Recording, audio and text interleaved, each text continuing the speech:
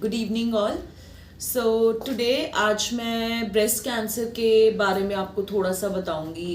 आजकल मैंने देखा ब्रेस्ट कैंसर इतना ज़्यादा कॉमन हो गया है। I think one in few ladies हमें मिल ही जाती है कि हाँ, एवरी सेकेंड और third lady is having this problem. तो कारण क्या है इसका? पहले तो हम इस पे आएंगे कि ब्रेस्ट कैंसर एक्चुअली है क्या। एबनॉर्मल गांठ होना ब्रेस्ट के अंदर किसी तरह की, जो कि अपनी जगह से नहीं हिलती, या उसकी वजह से किसी तरह के कलर चेंजेस आ रहे हैं ब्रेस्ट में, पेन हो रही है उसकी वजह से, या समटाइम्स तो वो कैंसर फट जाता है, it comes out in the form of वहाँ पे पेन, ब्लड, पस, ये सब भी उसमें से निकलता है। तो ये इतना आजकल कॉमन हो क्यों गया है? कभी हमने सोचा आज से 20-30 ईयर्स बैक इतना ब्रेस्ट कैंसर के बारे में किसी ने नहीं सुना, या मैं बोलूँ सर्वाइकल कैंसर या किसी भी तरह के कैंसर के बारे में क्यों नहीं सुना था? Certain factors are there. Lifestyle modification इतना हो गया है, इतना वेस्टर्नाइजेशन आ गया है, so that is one of the major reasons for breast cancer and for any cancer, I would rather say. Females पहले इतने बच्चे होते थे तो प्रॉपर फीड भी कराती थी बच्चों को। आजकल क्या होता है, 1 या मैक्स टू मैक्स 2 किड्स किसी के पास हैं तो फीमेल्स प्रॉपरली बच्चों को फीड भी नहीं कराती हैं। प्रॉपर फीडिंग करानी बहुत एसेंशियल है। Don't get figure conscious. बच्चे को एटलीस्ट 1.5-2 साल तक आप ज़रूर फीड करवाएं। ब्रेस्ट फीडिंग बच्चे के लिए तो है ही ज़रूरी और हेल्दी, उसमें आपकी हेल्थ के भी बेनिफिट्स हैं, राइट। अगर आप फीड नहीं करा रहे हो, समझो जो एक कुदरत ने जो चीज़ जैसे बनाई है, जो हार्मोन्स जिस तरह से चल रहे हैं, जितना टाइम नॉर्मल फीड होती है वो नहीं हो रहा, तो उसमें नुकसान किसका है? अगर हम उस चीज़ को सप्रेस कर रहे हैं, ऑल ऑफ अ सडन हमने बच्चे को ब्रेस्ट फीड टेपर ऑफ करा दी and we are taking breast milk suppressants हमने ले लिए, तो वो तो बैड इफेक्ट हमारी बॉडी पे ही कॉज कर रही है ना। एक चीज़ तो ये हो गई।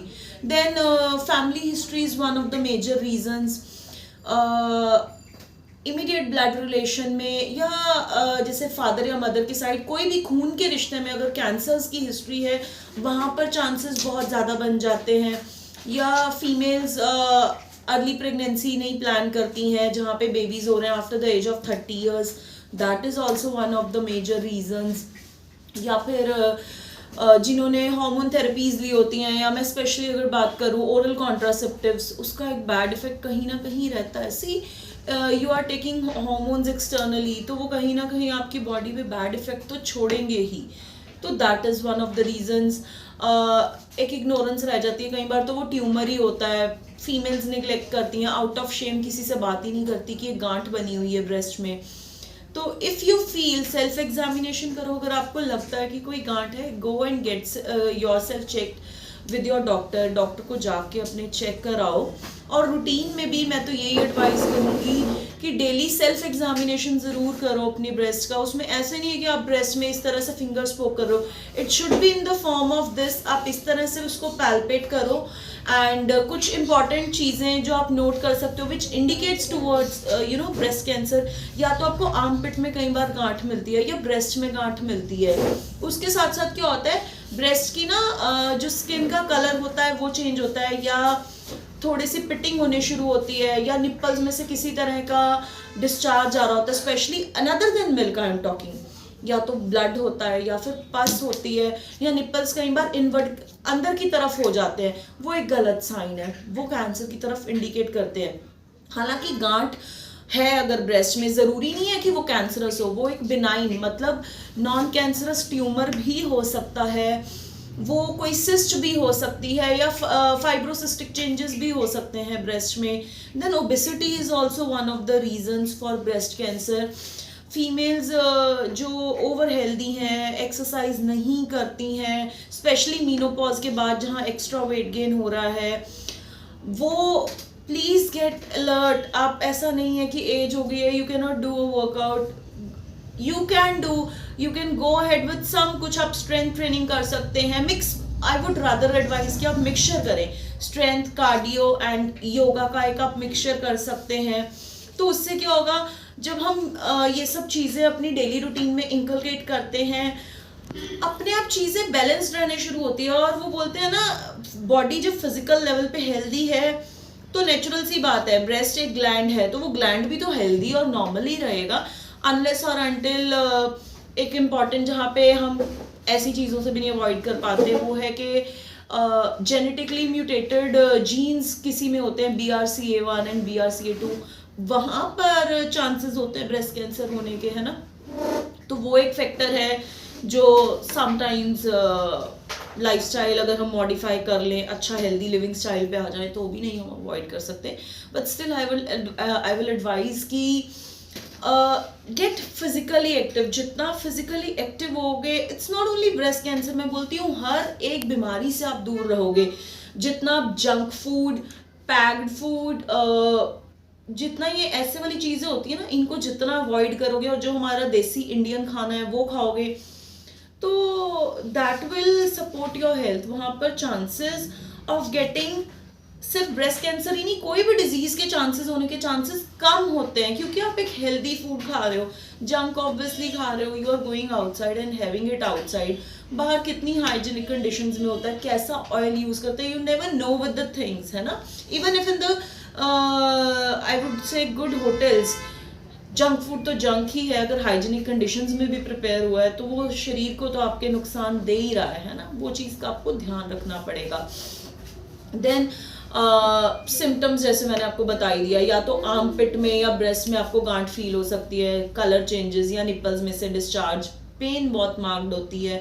तो अगर आपको ऐसे कोई सिम्टम्स हैं, डिले मत करिए, अपने डॉक्टर से कंसल्ट करिए। टेस्ट डायग्नोज कैसे होता है ब्रेस्ट कैंसर, तो उसके लिए ना mammography is the test. Obviously doctor के लिखने पे ही होता है वो टेस्ट। तो मैमोग्राफी में आ जाता है कि ट्यूमर है, वहाँ पे कैंसरस है नहीं है वो नहीं आता, ट्यूमर है वो आ जाता है। तो कैंसरस है या नहीं वो तो डॉक्टर्स आपको फर्दर टेस्ट एडवाइस करते हैं, बायोप्सी एटसेट्रा, या FNAC उनको करानी है, या क्लियर कट है तो वो कुछ भी करवा सकते हैं, फर्दर पेट या CT वगैरह, है ना। तो वो उस अकॉर्डिंग कंफर्मेशन रहती है उस बेसिस पे। इसकी कॉम्प्लिकेशंस भी होती हैं, क्योंकि ब्रेस्ट कैंसर में सबसे ज़्यादा लिम्फ नोड सप्लाई है, सबसे ज़्यादा लिम्फेटिक सप्लाई है, तो इस वाले कैंसर के फैलने के चांसेस बहुत ज़्यादा होते हैं। अगर आपको गांठ फील हो रही है, डिले मत करो, क्योंकि आपने जितना डिले करा वो उतनी जल्दी फैलने के चांस होते हैं। अगर वो कैंसर है, सिंस मैक्सिमम लिम्फेटिक सप्लाई है, तो जिस तरह से पूरी बॉडी में खून का संचार होता है ना, ब्लड सप्लाई होती है, वैसे ही लिम्फेटिक सप्लाई होती है। तो वो लिम्फ नोड से हेड टू टो कहीं भी फैल सकता है। ब्रेस्ट के नीचे मसल्स में भी जा सकता है। देन लंग्स आती हैं ब्रेस्ट के नीचे, लंग्स में फैल सकता है। It may go to bones, it may go to brain, liver, आपके इंपॉर्टेंट ऑर्गन्स पे इफेक्ट आ सकता है। इसीलिए अगर ऐसा कोई सिम्टम है, मैं बार बार रिपीट कर रही हूँ, अपने डॉक्टर को कंसल्ट करिए, गेट योर सेल्फ एग्जामिन्ड, है ना। एंड हम कैसे ब्रेस्ट कैंसर को अवॉइड कर सकते हैं, जितना सेल्फ मेडिकेशन या अनप्लान्ड प्रेगनेंसीज के बाद अक्सर फीमेल्स को देखा जाता है वो पिल्स लेती हैं, बर्थ कंट्रोल पिल्स ले लेती हैं, या MTP एक्ट्स, ये सब ना एकदम जो नॉर्मल हार्मोन का प्रोसीजर है उसको उलट पलट करके रख देते हैं। वहाँ पर फिर कहीं ना कहीं बॉडी रिस्क पे होती है, या फिर हार्मफुल रेज को एक्सपोज हो रहे हो आप, उसकी वजह से भी ब्रेस्ट कैंसर होने के बहुत चांसेस होते हैं। तो ये सब चीज़ें नहीं होनी चाहिए। ये चीज़ों को आपको, अगर ऐसे रिस्क फैक्टर्स हैं, कोशिश करो पहले तो अवॉइड करो। जो जो जो आपके हाथ में है, स्पेशली जैसे कि पिल्स वगैरह लेना, ये आपके हाथ में है। देन ब्रेस्ट मैनिपुलेशन कम हो, वो चीज़ एक बहुत इम्पॉर्टेंट फैक्टर है ना। किसी तरह के अगर आपको रिस्की साइंस लग रहे हैं, वहाँ पे इमीडिएट कंसल्टेशन बहुत ज़रूरी है। गांठ फील हो रही है तो उसको अवॉइड मत करो, शर्म नहीं करो कि हम नहीं डिस्कस करेंगे। अगर यंग एज की गर्ल है, she should discuss with the mother. ज़्यादा एज है, go and consult the doctor, है ना। तो वो चीज़ें बेनिफिशियल रहती हैं, क्योंकि टाइम पे जब किसी चीज़ को पकड़ लिया तो उसका ठीक होना बहुत आसान हो जाता है। एंड अगर हम बात करें इसके ट्रीटमेंट की, तो देखो स्टेज 1 एंड स्टेज 2 पे अगर ये इन्फिल्ट्रेटिंग डक्टल सेल कार्सिनोमा नहीं है, इन्फिल्ट्रेटिंग डक्टल सेल ना अक्सर ज़्यादा करके फैल जाता है, गुड प्रोग्नोसिस भी हो जाता है वहाँ पे पेशेंट का, या तो मतलब फैलने के चांसेस बहुत कम होते हैं। इनिशियल स्टेजेस पे पकड़ा गया, जैसे हम होम्योपैथी में जो ट्रीटमेंट करते हैं, हम पेशेंट की कंप्लीट केस टेकिंग करते हैं एंड उसके बेस पे पेशेंट को एज अ होल हम दवाई देंगे। उस दवाई से ना कई बार ये चीज़ रिवर्ट हो जाती है। स्टेज 4 या स्टेज 3 पे तो हमारे ये होता है कि पेशेंट की लाइफ स्पैन जो है हमें बढ़ानी है, बीमारी को फैलने से रोकना है। और जब पेशेंट इनिशियल स्टेजेस पे आता है, स्टेज 1 एंड स्टेज 2, वहाँ पर क्यूरेबिलिटी के चांसेस अच्छे होते हैं, बीमारी रिवर्ट भी हो जाती है। मेटास्टेसिस जो कि बीमारी का फैलना है वो तो डेफिनेटली रुक ही जाता है। तो मैं फिर भी I am mentioning the name of certain medicine जो हमारी बुक्स में लिखी हुई हैं, बट स्टिल मैं ये बोलूँगी खुद नहीं लेना, क्योंकि डॉक्टर होम्योपैथी में ना प्रिंसिपल होता है, दैट इज हम पेशेंट को एज अ होल दवाई देते हैं, पूरी केस टेकिंग होगी। अगर जो लोग आप में से होम्योपैथी लेते हैं उन्हें पता होगा डॉक्टर हमेशा आपको थोड़ा टाइम लेता होगा, वो आपके नेचर, आपके टेस्ट, है ना, ये सब चीज़ें पूछ के दवाई देते हैं। वो आपको इंडिविजुअलाइज करते हैं, क्योंकि हर एक इंसान दूसरे इंसान से डिफरेंट है, तो उस बेस पे वो एक पर्टिकुलर दवाई निकलती है और वो देते हैं। तो होम्योपैथी वर्क कैसे करती है एक्चुअली कैंसर में? कैंसर है क्या? ऑटो इम्यून डिसऑर्डर हुआ ना, बॉडी सेल्फ और नॉन सेल्फ में डिफरेंस भूल गई। तो होम्योपैथिक मेडिसिन क्या करती हैं?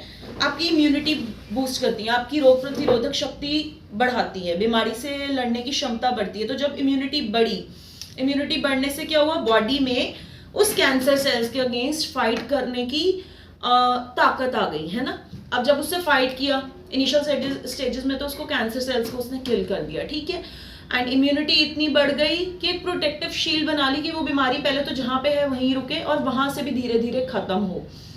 And I have seen cases जहाँ पर ये रिवर्ट हुआ है, इनिशियल स्टेजेस में गांठें भी खत्म हुई हैं।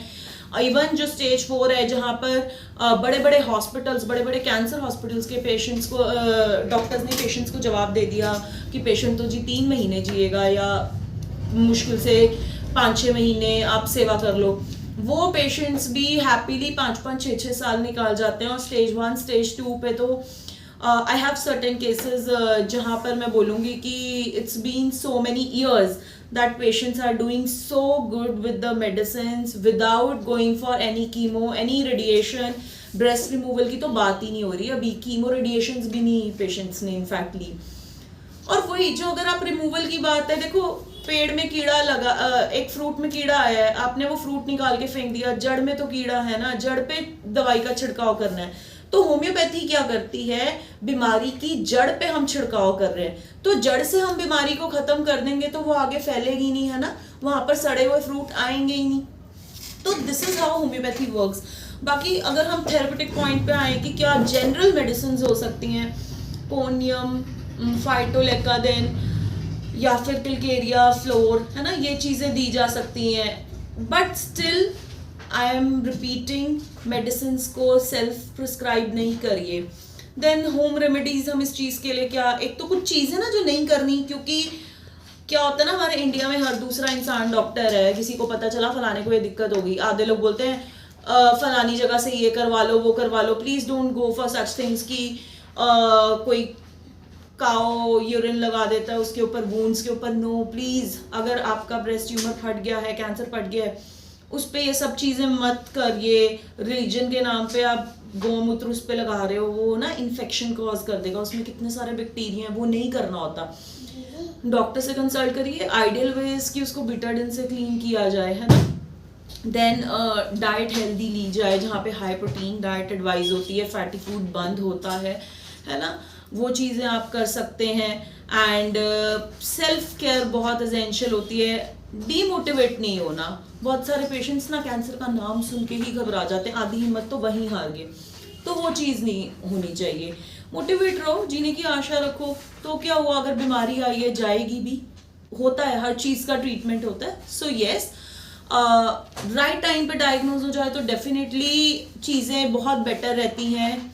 इनिशियल स्टेजेस पे होता है तो रिवर्ट भी हो जाता है ना। बाकी अगर आपको फर्दर ब्रेस्ट कैंसर के रिगार्डिंग कोई और डाउट्स हैं, आप मुझसे पूछ सकते हैं। मेरा नंबर 7009978805 है। Okay, thank you for now.